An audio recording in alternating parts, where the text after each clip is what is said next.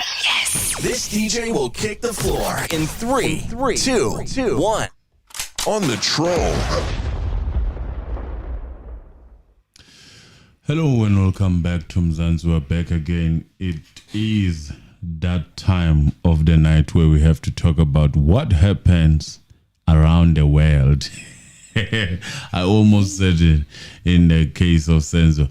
Unfortunately, it's only starting today. But for now, we just are here to say welcome back, Emily. Has been a journey. It's been days and days and days and days. The month almost finished. We're glad you are back in one piece.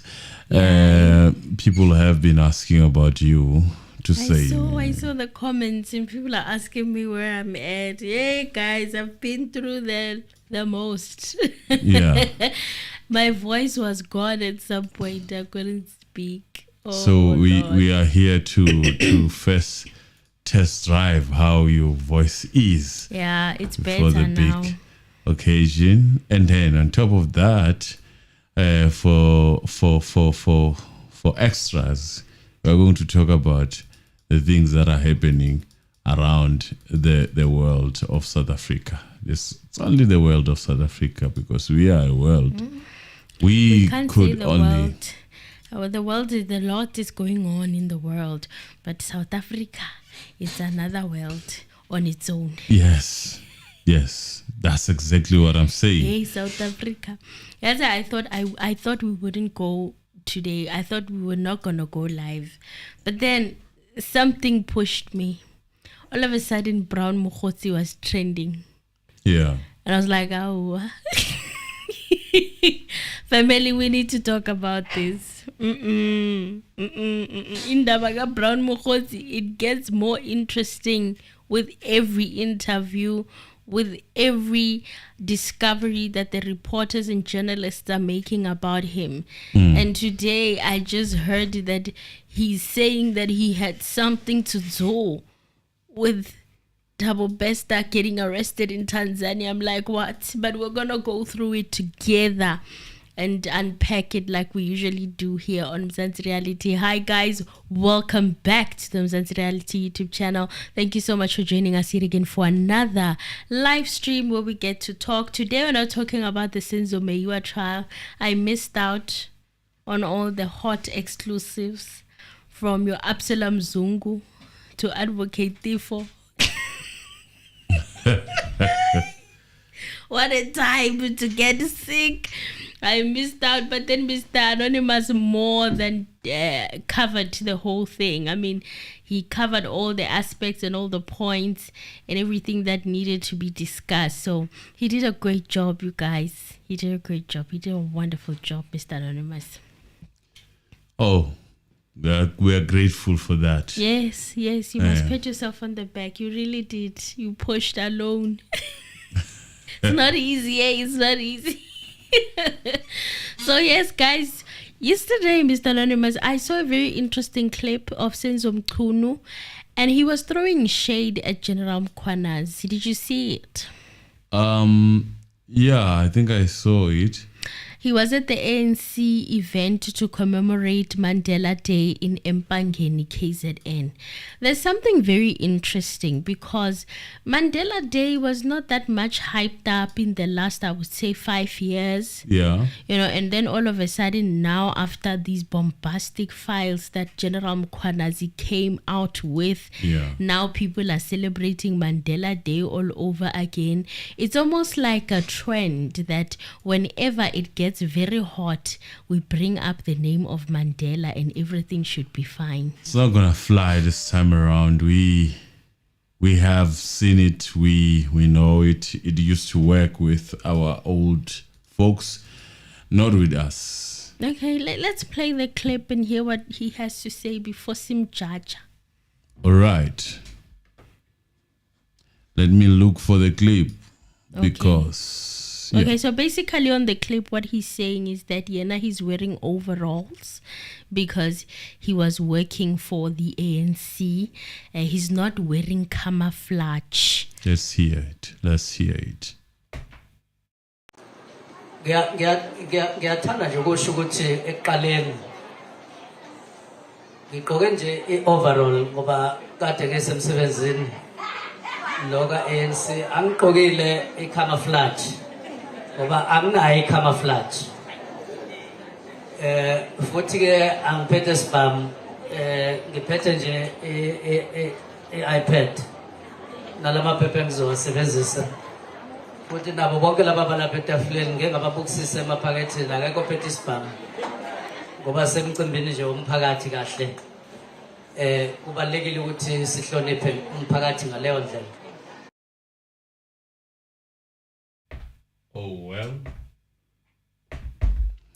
Oh well, that's it. He's not wearing camouflage.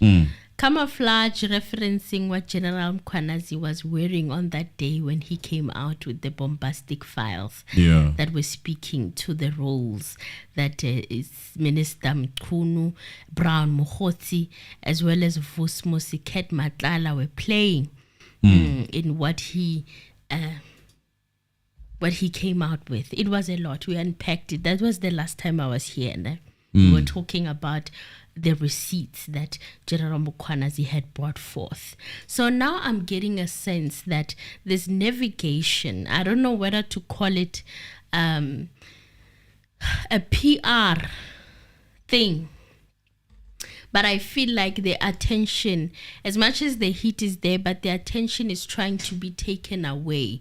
Because we can all remember that immediately after those incidents, or the incident of General Mkhwanazi coming through and speaking about how all of these people were doing the things that they were doing and wanting to disband the political task team, you know, there was immediately after criticism of what he was wearing, how he was wearing, the fact that he was not wearing what he was wearing, he was not supposed to be wearing that while he was addressing the nation, forgetting that actually that's his department, that's his speciality in the police. And then they're saying because he's a police commissioner, he's supposed to forget that he's part of that unit, or he's supposed to put that uniform away and never ever take it away. In fact, some people were even afraid that he's resembling your Ibrahim Traore there and looking like he's about to do a coup or something like that. Those were funny times. But now, minister here, it's not even a former minister. Right now, there's two ministers. Yeah. So he is talking about the camouflage and throwing shade at that camouflage that General Mkhwanazi was wearing. And he's saying, he doesn't have camouflage and he has no firearm with him. He's telling those ANC comrades, it's banter, one would say, that he's carrying an iPad and he's just carrying papers and he's going to use those papers. Even the people that he's with, none of them are carrying firearms. He searched them because they are at an event where there are members of the community. Senzo, and the thing is, we did not see the bodyguards. Obviously, you but would they are definitely there. not walk alone. They are definitely there. Yeah, you're not gonna carry a gun. What I don't know what you're trying to say. You're a paper person. Mkhwanazi is a gun person. Oh well, it does not matter. Right now, what matters is that we want to know as a country whether we are safe or not. We have the crooks holding higher positions at the higher echelons. Is that the case now? Yes or no? And what you say, how you say it, I don't think at this point is important. To me also, this was like a true character of him is finally coming out. Because this side of him was very much kept away from the public, but then he had to make sure that he shows us exactly who he is. So yeah, it was quite an interesting observation that I saw after all the denying of knowing Brown Mogotsi to admitting to knowing him and saying that it's his comrade. An interesting development happened today. There was an interview of Brown Mogotsi, and people are saying that on that interview, Brown Mogotsi is saying that he called Senzo Mchunu to ascertain why he lied about not knowing him, and Mchunu's response was that Parliament asked if I know you as an associate. I don't know you as an associate. I know you as a friend. It makes matters worse with that type of assertion. And I have a problem with this interview not being readily available because it is pregnant of a lot of things that we can actually talk of as a society. We need to hear it. It should be made available. It shouldn't be difficult. He's conducted so far two interviews. It shouldn't be so far from us. I still want that SABC one. Yes, all of these guys, interviews, if you have that, they should be available. Please forward to a sister, please. If you have the SABC one, I need it. So by saying he asked the minister why he lied, and the minister answered, it was not whether I know you as a person, but I know you as an associate. And I then know I said, you I as a don't know. friend. What does an associate have to do then with the intelligence of the country? That's we're a friend. What does a friend have to do with such? Why was he in possession of such crucial SAPS information that could be classified, that is classified, in fact? Why is a friend talking to people like Mkhwanazi? Why? But hopefully this article that Sunday World released today can give us a better picture of what is going on. Okay, Police Minister Senzo Mchunu's alleged associate / friend Brown Mogotsi / comrade has let the cat out of the bag, claiming that he's an undercover police operative and was crucially involved in the dramatic arrest of South Africa's most notorious fugitive, Tabo Bester, in Tanzania. Speaking to Sunday World amid a gag order as a witness at the looming Judicial Commission of Inquiry into police infiltration by criminal syndicates, Mogotsi, they're saying that he has no criminal record linked to organized crime. Not to say that he doesn't have no criminal record at all, but his criminal records that he does have are not linked to organized crime. They say that he briefly boasted about his undercover exploits. He said, and I quote, "You will be surprised. I even participated in 90% for us to arrest Tabo Bester. I'm the one who was in Tanzania." End quote. So he's saying us. So he's including himself as part of the police that arrested Tabo Bester in Tanzania. Am I hearing it correctly? Yes, you are. What is currently happening now, in my opinion, is that we are now moving to a direction of why do you have classified information? Sort of justifying why he would be in possession of such very crucial information. Because he has been dealing with such high-profile cases. That's how it sounds like to me. You are just giving us this hint that you are dealing with high-profile cases, classified cases, type of a situation. You were there when Bester was arrested. That sort of says to me also, I have more information.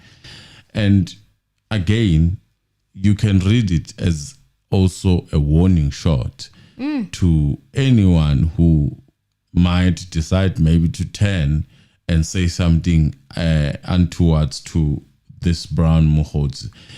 That is my assumption. That is my perspective of how I look at this. It's like a warning shot. I know more than I should. Stuff like that. There is a lot to read from what he just said.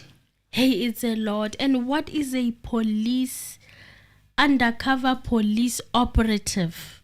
What is that?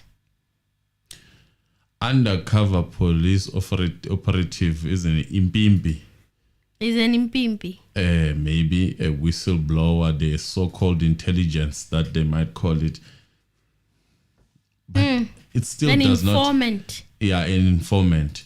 It still does not justify some of the things that he was engaged to, as far as WhatsApping Mkhwanazi, for example.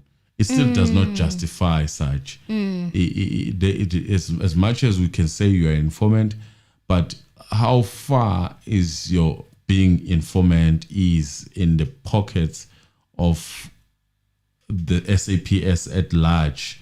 Are you now being entrusted to actually carry on, give instructions on behalf of the minister?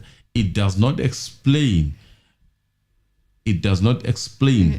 The extent of this man's involvement when it comes to SAPS. No. As to why he would be freely talking and engaging with the provincial commissioner and many more, if there are others. It is still not explaining that. Let's say you are an informant, but are you that type of informant that will be able to actually mandate certain things? Telling a minister what to do, allegedly. That much power coming from an informant. Not worse is when the minister has denounced you in the public, and then goes further to say, when he admits that he actually knows you, you are just a comrade. He does not know you at the level of being an associate, because one was going to forgive this situation if maybe the minister said, this is my informant as a minister. I use this informant. Maybe it will be closer to closing some of the loopholes that are coming with these allegations that were leveled by Mkhwanazi. He's saying that he participated in 90% of them, and he counts himself as the people that arrested Tabo Bester. I thought the police are the ones who make arrests. Maybe with his intelligence, he intercepted. That's basically what he's saying. He might not have physically arrested Tabo Bester, but he might have given an intel that led to his arrest. And then he's saying also that he was in Tanzania as those arrests were happening. Mina, in my opinion, all of this information is a lot, because now I'm going back to Makutumana's case, Magic. How is this going to affect that? Is interesting, because there is an explanation that leaves a lot to be desired with his interview when he says he's a sort of an informant, and then he has to get along sometimes with some of these criminals. Did he assist maybe Bester to maybe escape the country? Leave the country, because knowing that he's informing on him. Is that what he's trying to say? Because he is seemingly taking a lot of glory, which is 90% of the time. 90%. That is a lot of glory for an informant. So was he part of squad escape that squad. assisted Yes. in the escape, because it was only just after a couple of days that the minister back then, Begitele, was certain that they were in. He said that they had found them. He didn't want to mention the country specifically, and then the following day we heard that they were arrested. But I remember that interview with JJ where he was saying that we are certain for sure that we will find them. We know where they are. So that's very interesting. And at the time, the government sources said that Tabo Bester was arrested with 2 others in Arusha city, more than 4,000 kilometers away from South Africa. So Arusha is a multicultural city with a majority of Tanzanian population with minorities from Europe and America. Bester and Makudumana were en route to Kenya when they were caught. In fact, they were arrested at the border that's between Tanzania to Kenya. So between cities Dar es Salaam and Arusha. I also remember that there was a delegation from the government security cluster that jetted off to Tanzania. Do you remember that? It even caused so much controversy because people were asking, why do you need to use a private jet, to discuss how the two could be brought back to South Africa. So now we are hearing that Mr. Brown was a part of the arresting squad. Was he also part of this delegation? It's so many questions now that are rising from what he is saying. And also, if this is the case, then Makudumana has a case to argue here that she probably was not even deported properly. Because how did he come and just share this information like that? Why would Makudumana have a case to answer for? I don't know. I just feel like maybe now she has something to add to her case because of this information. What do you think? I don't see something to hold on to from what we just heard now. That, okay, I was part 90% of the time of the team. It doesn't make it strong enough. Look unlawful. Okay. That he was part. There's nothing wrong with that. If he's an informant, if he's the one giving the directions, for example, if he's the one leading to where they are, there's nothing wrong. He did not maybe the arrest testing. 90% is too much of credit that he's giving. Maybe. Why? Maybe he feels that he's the one who actually made them even go to Tanzania because he knew where they were. So therefore, 90% wouldn't be so far-fetched. Okay. So Mogotsi, whose name has become synonymous with swelling allegations of police corruption that sank Mchunu following a bombshell media briefing by General Lieutenant Mkhwanazi, jetted in and out of Mozambique this week. So apparently Brown Mogotsi was in and out of Mozambique this past week.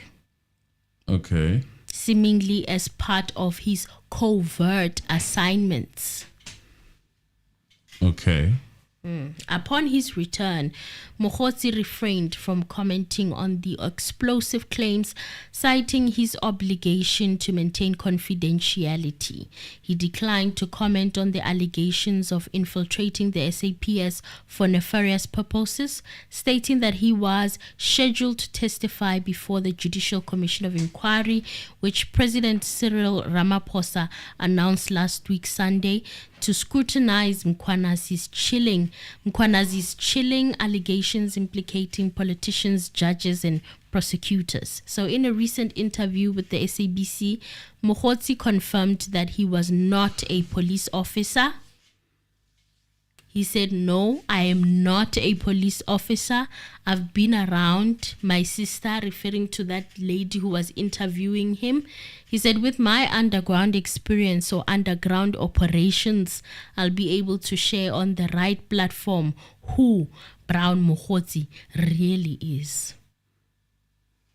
So a source with proximity to some of the country's top cops said that his information was that Mogotsi got enlisted as an informant for crime intelligence in 2009. A former senior crime intelligence operative speaking to Sunday World said that Mogotsi's decision to unmask himself was a strategic move. Indeed, it is. You think so? Yes. A lot of people feel like it's a stupid move.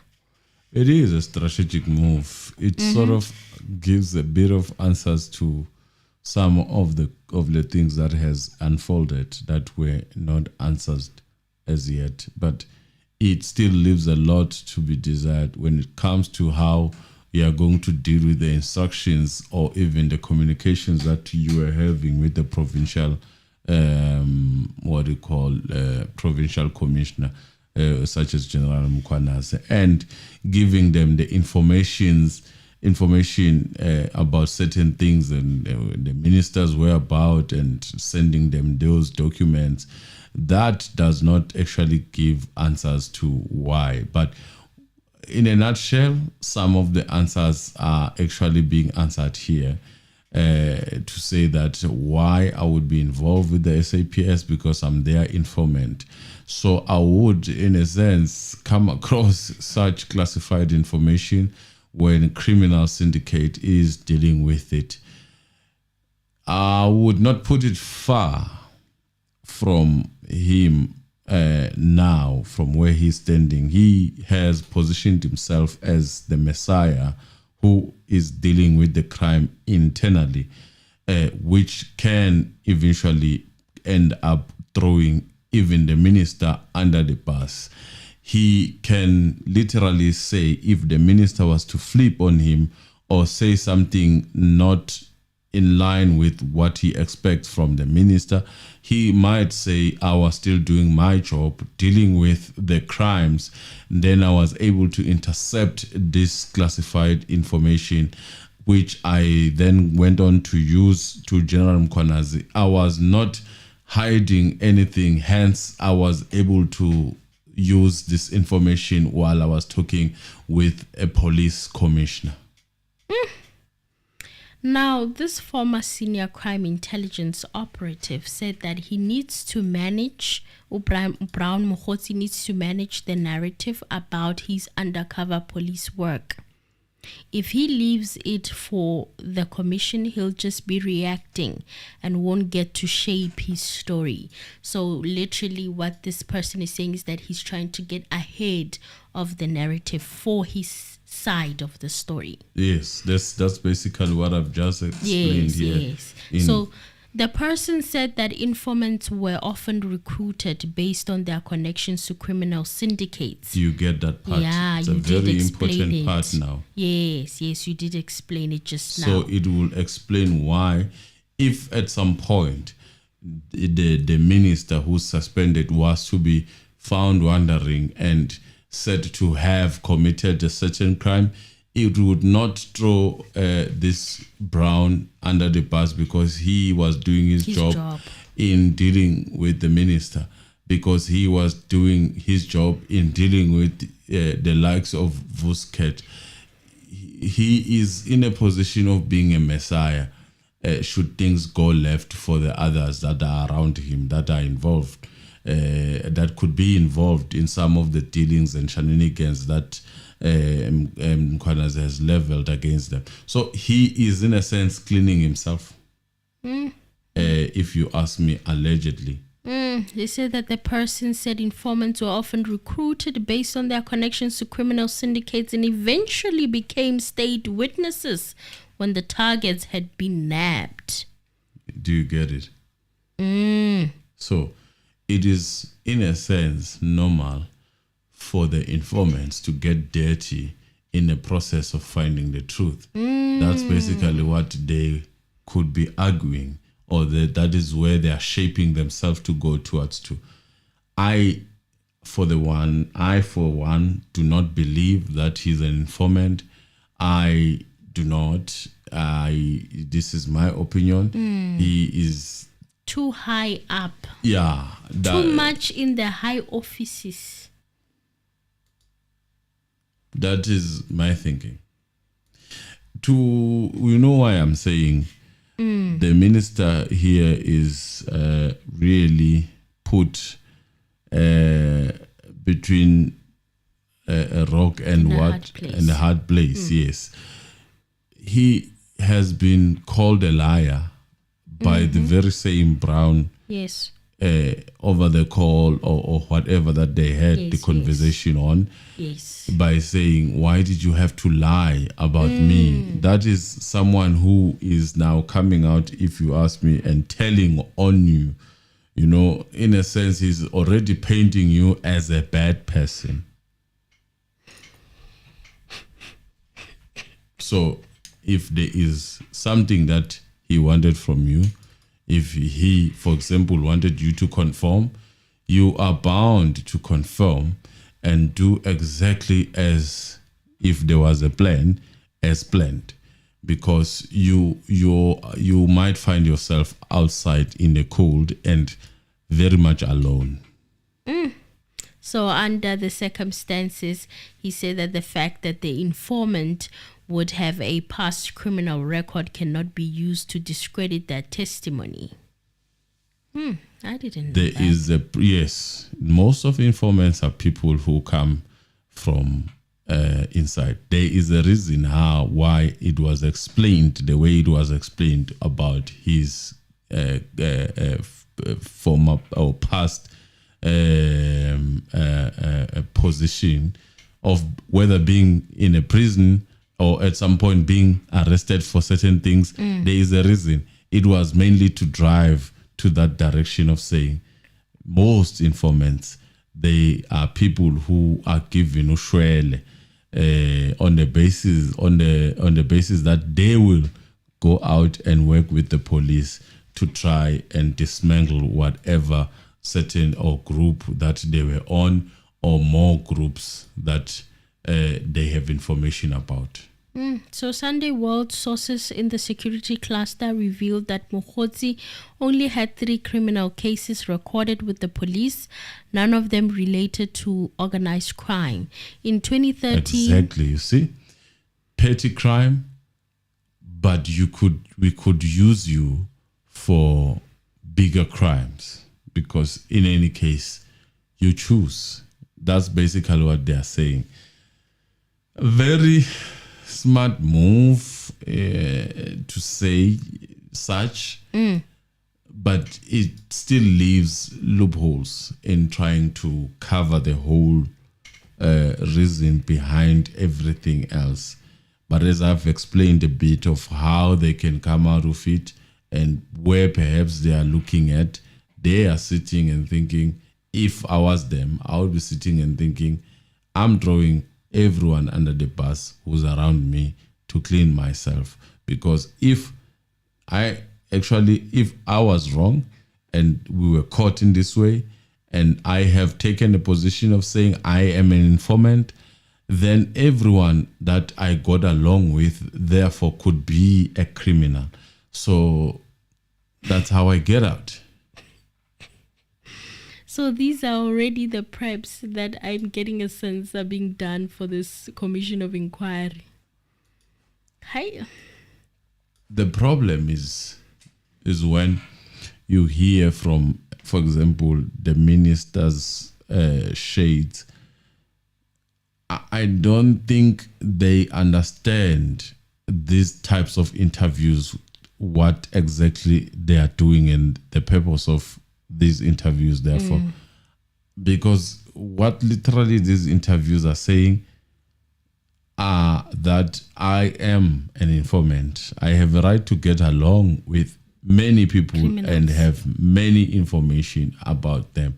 I could have been given that classified, for example, information, so that I would be well informed about the people that I associated myself with, for the danger they might pose in my life and my family, and I'll be able to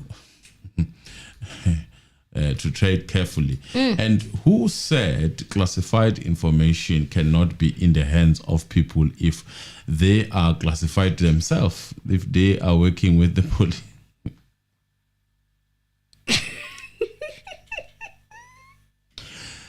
Now that I think about it. Yo. Yo. Okay, so in 2013, he had a complainant in a SA forcing himself. We don't know whether on a woman or a man. That case was registered in Mafikeng, the provincial capital of Northwest. In 2017, he was an accused in a fraud case in the Free State involving allegations of a forged check. And in May of this year, he was a complainant in a case of assault with intent to do grievous bodily harm, GBH, registered in Mafikeng. So Times Live reported that Mogotsi had previously been sentenced to 6 months for defeating the ends of justice, which expired on September the 9th, 2011, 6 months for GBH, which expired on the 26th of November, 2011, and 3 to 5 years for assault, GBH, and reckless and negligent driving, expiring on the 30th of November 2016. So he does have a lot of cases. Within ANC circles in the Northwest, whispers about Mogotsi's double life are nothing new. One well-placed source described him as a police informant who previously operated in lockstep with a former Mafikeng mayor turned provincial executive member. They're saying that this insider is saying that Mogotsi's been working both sides for years.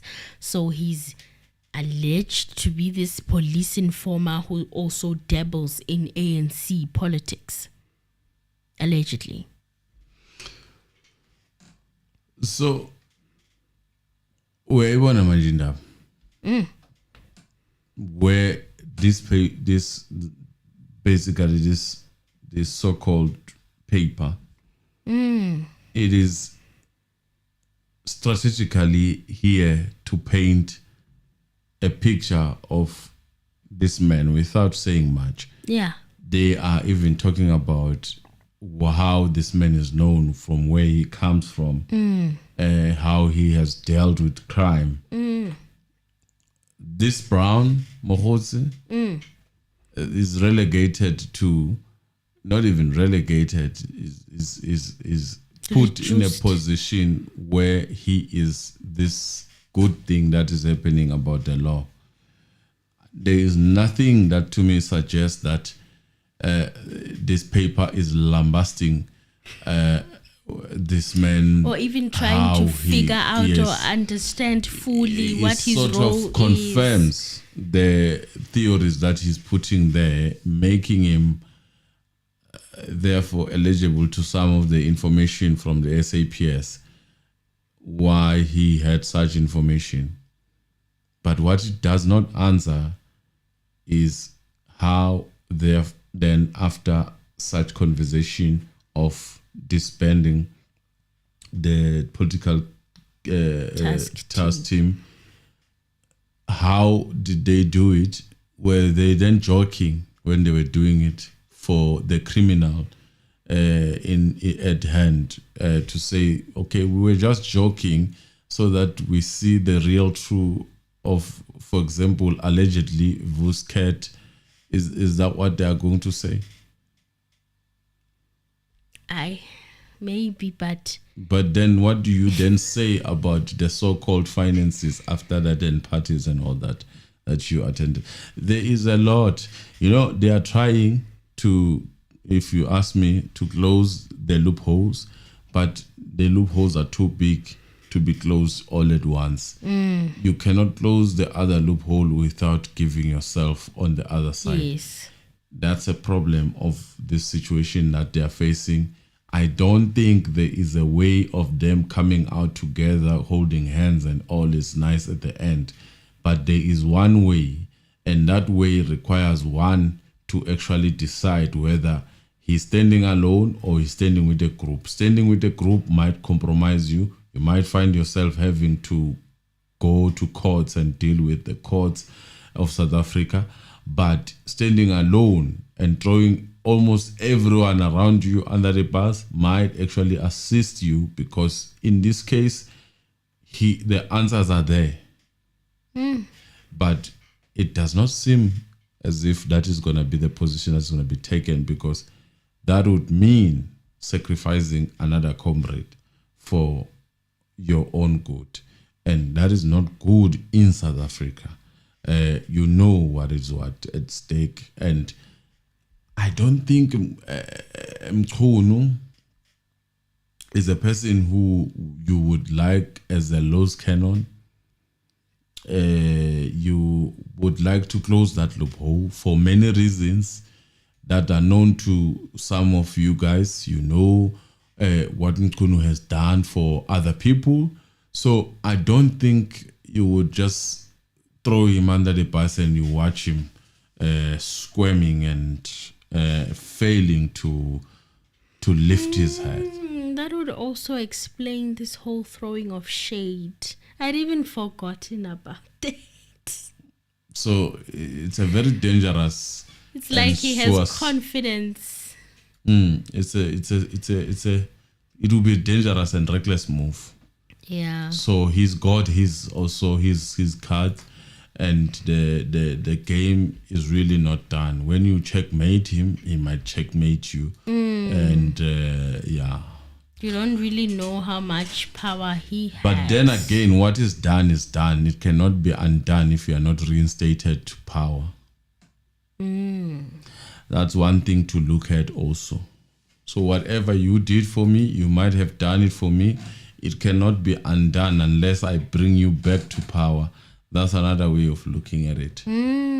So sources also said that Mogotsi has taken a keen interest in the ongoing court battle, questioning the legitimacy of an ANC Northwest provincial chairperson by the name of Nono Maloi as election in 2022, and some have linked him to the so-called Revolutionary Council, the group credited with toppling ex-premier Supra Mahumapelo.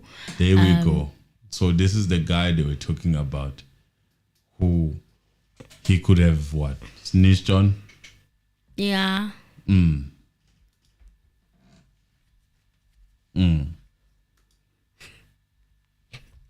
It's a lot.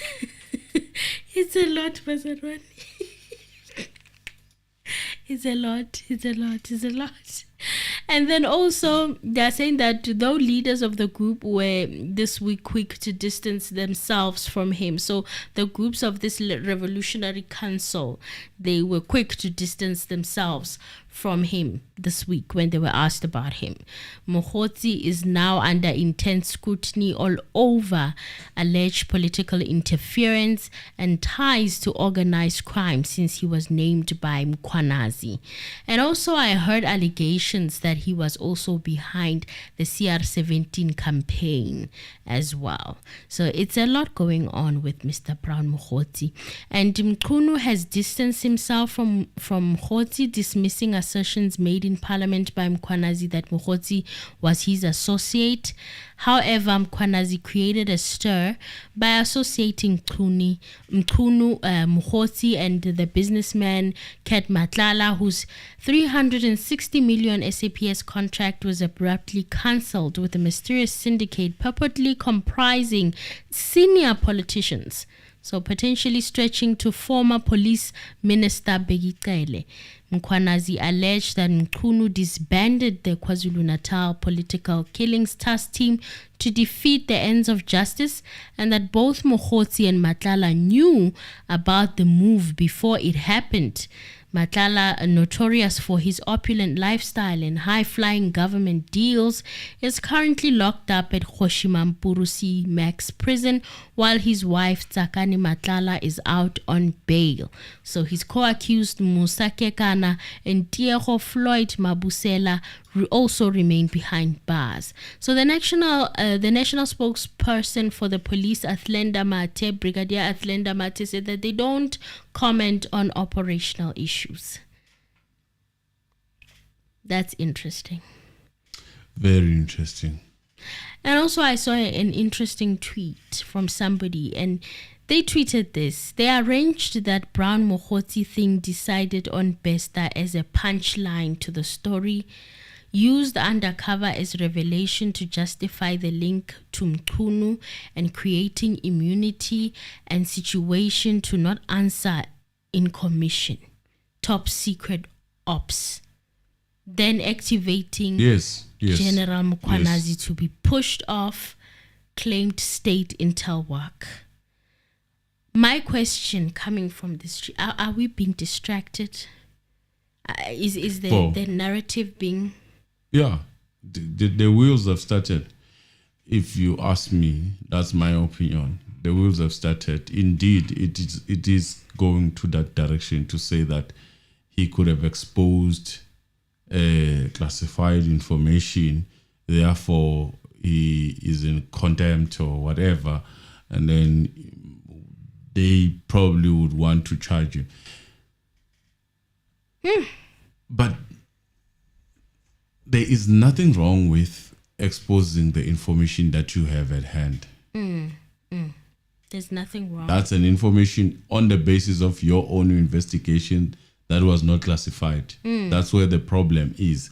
The dealings that he was dealing with, it was not classified. It's his information and the team that was dealing with it. There is a problem with just going around and disbanding the operating task teams. Yes. You can't do that. That is overstepping, if you ask me. You can't do that. There are processes that must be looked at to assist, because disbanding a team that was investigating, you are losing a lot of information from these people, and then we are giving it to people who had less interest or no interest at all, or not even informed about this information and the dockets that are at hand. You are saying those people do exactly what these people were doing at the chip. This issue, this notion of the political task killing team was expensive. That notion, to me, it seems as if it was expensive to the people who were involved on the crime syndicate. It was expensive because it was dealing with them decisively. And anyone who seeks to defy this team, to us, people who are watching from outside, we look at them with a side eye. It's either they are part of the group, they know or they don't know, or they are just full soldiers who are being used to actually create noise. Right now, as I said, this is not the time because the moment you make this thing about you also have this, you are actually admitting to crime that is happening on the other side, but you are coming from that side to defend your side. You have to point on something that is being done by someone else. The focus right now is on this expose that Mkhwanazi did. Nothing else. I don't know how many times you come back to me, you tell me how big of a criminal Mkhwanazi is. Hold your horses. Your time is coming. Yes. For now, we want to deal with this. And anything that seeks to attack the source of what we are currently focusing on, that person is coming from a different group, is a faction. Whether you like it or not, that person is a faction. You know, I have been looking at the pattern of how things are happening. You know, the first person, for example, who lambasted with nothing for me, if I'm going to be honest, when I listen to that interview, it's also Louvain. He's quiet now. Yes. Now he's... And then after that, there were a group of people saying they want to expose, they are coming with some files that are exposing the other side of the team. And I have a problem. These people, they associate back to the other group. Remember, there's a commissioner, Fanima Semula, and a group with Mkhwanazi, according to the video that the faction video. I was watching it. How do you do that if Ele is also linked with Cat? What are you trying to say? Isn't that like throwing isn't that sort of a member of your faction under the bus? Contradicting? There is a fight, if you ask me, that is currently happening between the formers and your people who... There are people who does not want to let go of power, according to what I see. And there's this group that I think it's a group of Mkhwanazi that is fighting so hard to detach from that whatever grab that is happening. So you find people contradicting themselves, saying that there is a link to so and so and so and so. And then you ask yourself, but there's contradiction already. You know? And then after that, when people started attacking those people who were coming with that information that was sort of seeking to undermine or attack Mkhwanazi. And then we had the rant of Meridehas. Oh, even Professor Meridehas also was very upset. Who is, for the life of me, an investigator of what? The police? Researcher of police. Researcher or something like that at UKZN for the police. Yeah. Need I say more? I cannot say more, because if I say more, then I might be... I'm very skeptical. I'm very inquisitive when there are groups and people like that. Like, for example, if I want to be a researcher of the police myself, what do I need to do? Do I need to study? What do I need to study? And for me to be taken serious, what do I need to do? I don't know. Be in a position of... What course do you study? You know, there are a lot of things that you can talk about, but it's okay. It's okay. So all of this is very interesting in my opinion. And also another element that I was just thinking about as Mr. Anonymous was talking, I was thinking it was at the top of my head. Is yes, I see a lot of people are saying that yes, Mkhwanazi also is not clean. Mkhwanazi is not clean. We understand that perhaps there may be some things that you're saying he's not clean at. And I don't understand how this is going to help right now with what's going on. Because right now we have Mkhwanazi who came with proof, who came with receipts, and is saying that these people, and even there were news that came out today as well, that they were trying to arrest Sibia, Mogotsi, the minister, as well as Kat for this whole thing. And there was a higher power in the political office who interfered, and the arrest ended up not happening. That's why General Mkhwanazi went and did that conference that he was doing. When he felt the block. Yes. So if you are now going to spin and try to switch our attention from focusing on that to now focusing on Mkhwanazi himself to say, let us find, and it's like, let us find something, because right now when I do look at the accusations and I look at the receipts, the so-called receipts, I'm not finding a direct link. They are not forthcoming. The receipts are not forthcoming. We are promised them, but I've not seen one person who comes and say, here's what, here's, like, for example, here's Louis Vuitton bag, here is, but inside the Louis Vuitton bag, there was 300 million or something like that, and here it is. Like, he give us something to work with, and I feel like there's a need for us to lose our focus on these particular individuals and start focusing on Mkhwanazi as a bad person. It has element of Senzo's case, if you ask me. You listen around the streets of people talking about how bad are those people who are there and they did whatever that they did. And then you start listening to arguments and you're like, only a person, it's either you are 120% crazy in your mind, you cannot reason at all, no capacity to reason, or there's money in your pocket. You know, I'm not saying a lot, but maybe it's time, you know.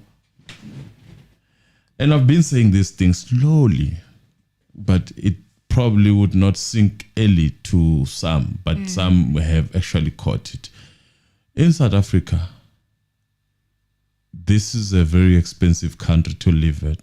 Yes. You know, Mina, I start questioning you if I wake up and go to work, you don't. But yet everything is fine. Number two, if you say you fight for people, in Africa, I think we have seen people who fight for people. Really, most of them, they are gone. Yeah. So I always ask myself questions when there are organizations that will say, no, human rights, this is what you ask yourself, really, would you still be here if really you were fighting for me? Those are the questions that we need to start to ask ourselves. If you were fighting for me, if really you were doing what you were doing, you say you are doing, really, would you stand here today to do 1, 2, 3? You know, those are the things. You know, I got a voice note today.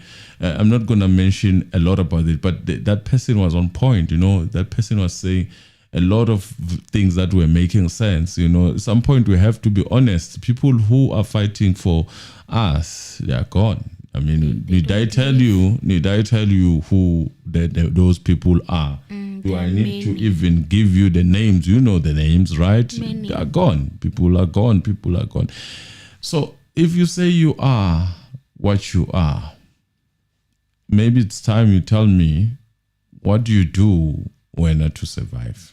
You know, I'm just going to put it like that because, you know, we don't want to question people.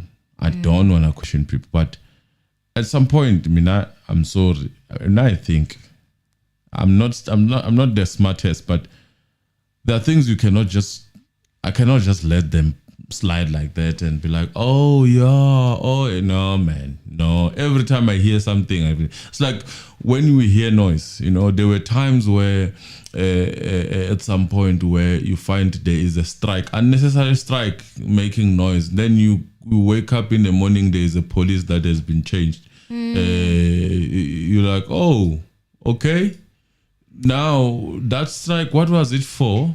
Why did it happen? It was unnecessary. The big thing is actually what the rules that have been changed that are affecting me. You know, we know that strategy is old now. You know, we need a new strategy perhaps to distract and cause chaos and then sway the narrative at the same time. It's too old. I'm sorry, it's too old. That strategy is too old. It will work to people who do not have time to sit down and dig. You know, always dig. You know, when someone comes with something to you, always dig. You know, because that's when you, for example, you see Uguti, it's impossible to have factions, as people claim and say, I'm the one who actually did that. It's impossible to have factions that are confused, that have one person that is common on both factions. It's highly impossible. And if this political task team and there's corruption in it, and General Mkhwanazi is in the corruption in this unit, why do you want it to be closed? I think he would be gone.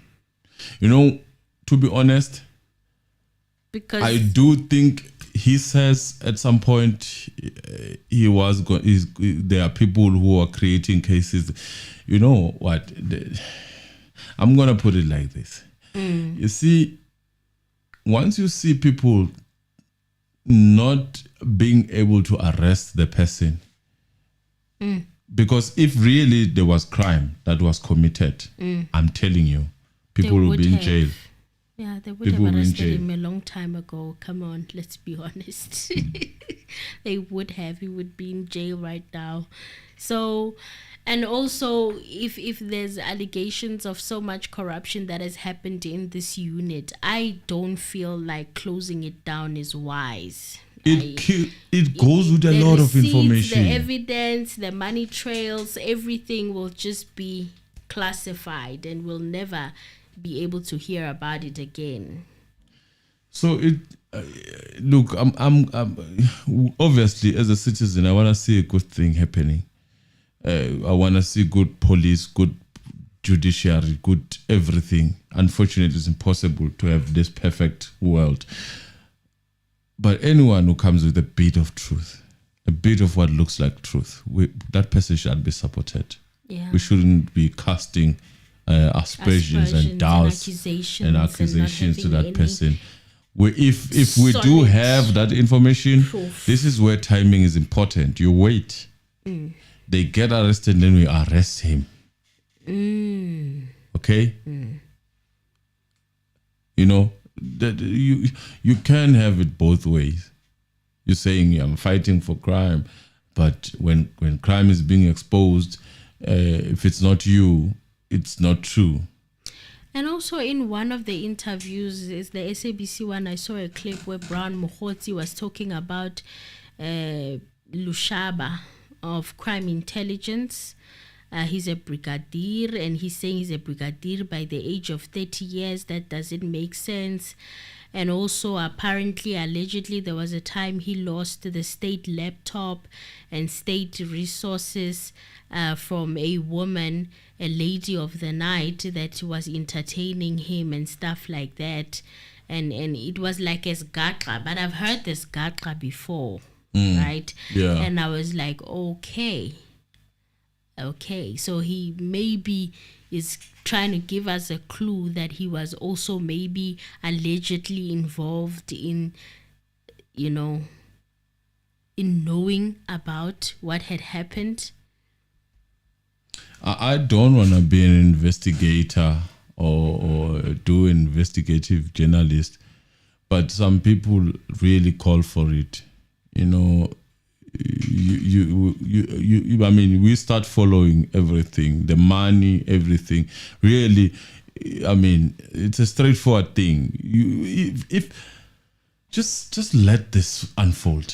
You know? Yeah, if there was money taken, then, and they did get arrested even before this whole thing. They did get arrested, right? Let this unfold, man. We can't have a situation where we are conflicted while we are dealing with. Let this unfold. There is no need for you to really work so hard to make sure that a person it's like you're silencing him. You know, it's like you're saying, okay, I'm gonna release your files, keep quiet, and then that makes me ask you a question about you. Which side are you on? So, because definitely you have a side. They'll say they're on the side of the truth. The side of the truth. You can have a situation where people go on social on mainstream media and they say things, and you come and echo those things, and then I cannot link you to those people. Obviously, coincidence do not happen like that. No. That you speak the same truth that I just heard recently from someone else. No. Someone who also is sort of tainted. And then you are for the truth, like but you speak the same language. If you speak Zulu, you are Zulu. If you speak Zulu and you are fluent in Zulu and you were born in KZN, you were born by Zulu fathers, then you are Zulu. There is no other way around it. So, message is, let it unfold. Simple. Let us see for ourselves. Don't disturb. Let it all unfold. Yes. Yes. Thank you. That's it from me.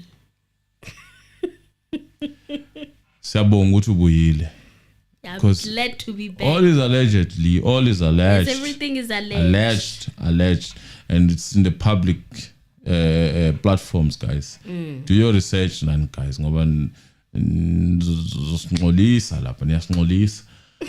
your research.